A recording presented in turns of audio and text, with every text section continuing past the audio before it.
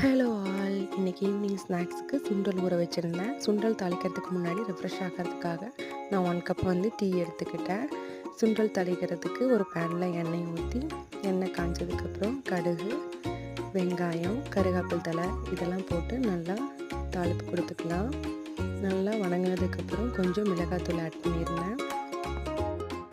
வெங்காயமெல்லாம் நல்லா வணங்கினதுக்கப்புறம் சுண்டலை வந்து உள்ளே போட்டு நல்லா வந்து தாளித்து கொடுத்துட்டு, கடைசியாக வந்து தேங்காய் வந்து துருவி வச்சுருந்தேன், அதையும் வந்து உள்ளே ஆட் பண்ணி நல்லா கலந்து விட்டாச்சு. இப்போ சாப்பிட்றதுக்கு ஸ்நாக்ஸ் ரெடி ஆகிடுச்சு. சுண்டல் சாப்பிட்டங்காட்டி ஹெவியாக இருந்தங்காட்டி 1 பாட் ரைஸ் வந்து பருப்பு சாதம் வந்து செஞ்சுருந்தேன். சைட் பையாக வந்து நான் வெசில்ஸ் எல்லாம் விளக்காமல் வச்சுருந்தங்காட்டி அதையும் வந்து சாதம் கொதி வந்துருச்சு, பாத்திரமும் விளக்கியாச்சு.